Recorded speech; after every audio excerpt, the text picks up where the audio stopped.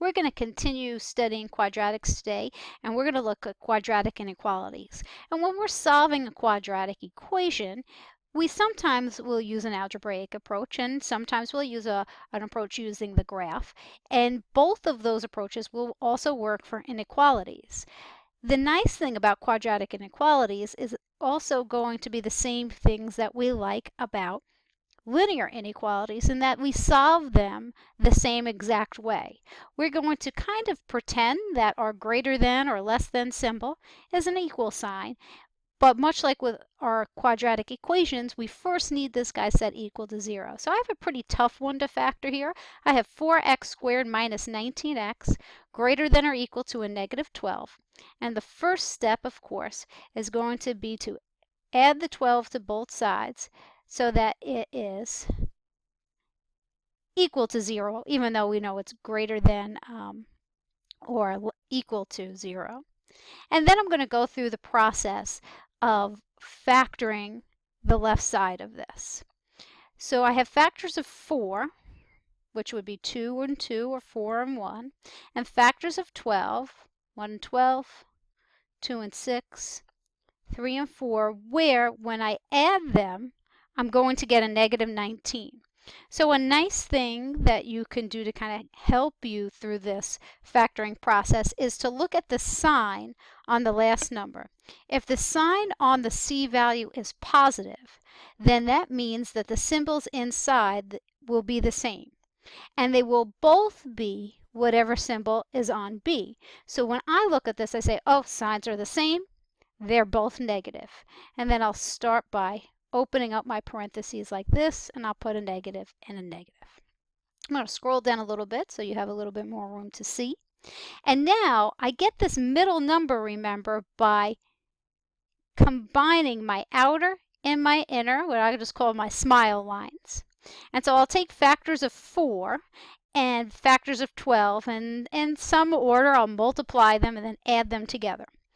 Now, if you look at 4, 19, and 12, there's no greatest common factor. There's no number that I could divide all 3 of those coefficients by. If the big pieces don't have a GCF, then the little pieces will not have a GCF. So I know 2 and 2 and 2 and 6 are not going to be it because they have a greatest common factor of 2. And the pieces can't have a greatest common factor because the products don't. So I am going to guess 4 and the 12. So I'm going to say 4x and x, and then if I put a 12 here and a 1 here, that gives me a negative 12x and a negative 4, and that's a negative 16. So that pair didn't work. So I'm going to back up, and I'm going to put in a 3 and a 4. And that gives me a negative 3 and a negative 16. Oh, we got a winner, negative 19. Notice that the individual pieces, the sets of parentheses, don't have a greatest common factor, right? 4 and 3 don't, 1 and 4 don't.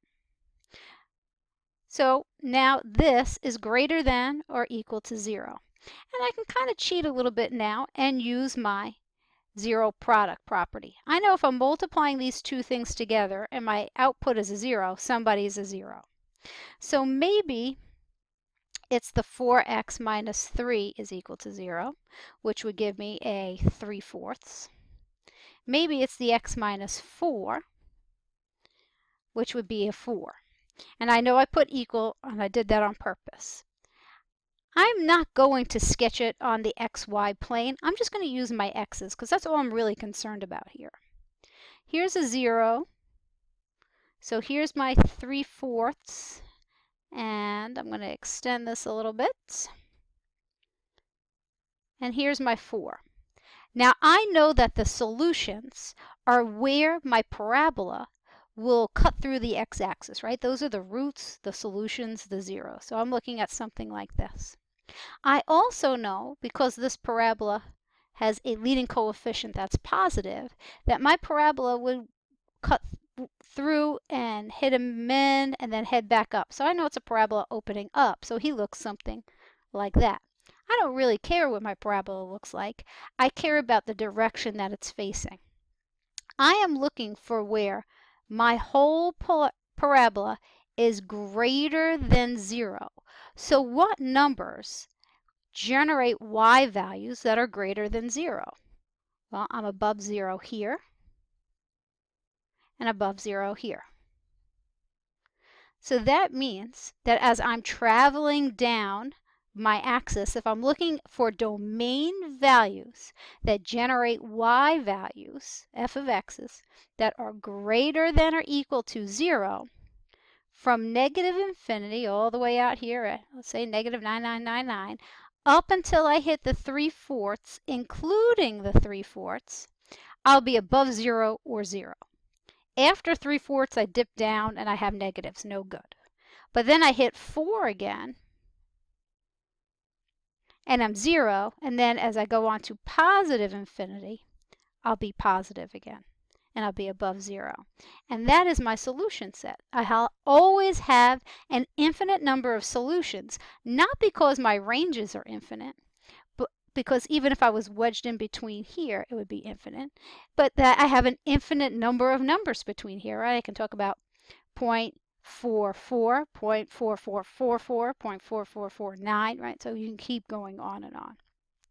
Let's say you wanted to solve this in your calculator, or use the calculator to help you find the solutions.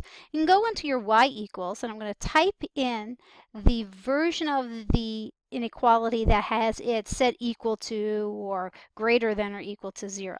So I'm going to type over here 4x squared minus 19x plus 12. And when I hit graph, you'll be able to see what your parabola looks like. And then you'll also be able to use second calc to find the zeros. Now you'll have to do it twice. So if I say down to 2, enter, I'll have to pick a little bit to the left of my what I know is 0.75 and hit enter, and a little bit to the right. And now up and down and left and right are kind of relative on the graph. Always think about walking along the x-axis if you get confused with left and right, and don't feel bad if you do, because it can be a little confusing. Then you have to take a guess. It doesn't have to be a good guess. It just has to be in between that range. And when you hit enter, it will spit out the 0.75 so that you would know, oh, this is 0.75 if you didn't go through the algebraic part. Do that again to find this section. And you can also go into second graph now and look at the table and say, oh, well, when I am at the 4 and higher, those x values generate y values that are greater than 0. But 3, no good, because he's negative. 2, no good, he's negative. 1, problem, right? But you know, somewhere between 0 and 1, we're positive again. And you'll be able to get that from your graph or by doing your algebra. The good news is these don't really get any harder. The numbers can get uglier, but the process is always the same. Pretend you're solving an equation and then say, do I want to be above the x-axis? Do I want to be greater than 0? What kind of domain values give me numbers that are y values that are above 0? Or do you want to be below the x-axis, which is less than 0? And so what domain values generate y values that are negative? And that's how you solve a quadratic inequality.